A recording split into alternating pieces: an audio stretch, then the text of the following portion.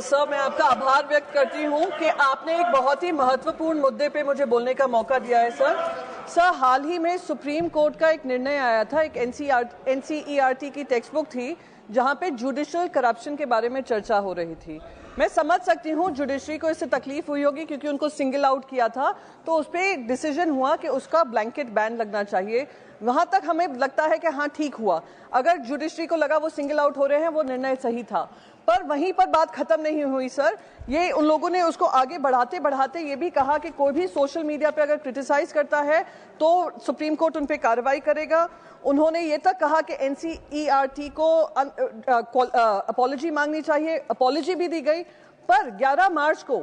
फिर से जो हमारे honourable and with all due respect to the supreme court of India and our judicial process and our judiciary,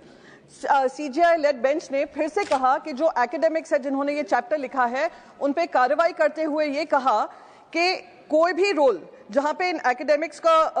इस्तेमाल होता है या कोई भी पब्लिक फंडेड इंस्टीट्यूशन होता है या सरकारी इंस्टीट्यूशन होता है, प्रोफेसर माइकल डेनिनो और 2 एकेडमिक्स का कोई भी रोल नहीं होना चाहिए, कोई भी स्थान नहीं होना चाहिए, which I think is judicial overreach and judicial dictatorship. Sir, दूसरी चीज यहाँ पर, और खास करके उस समय पर जहां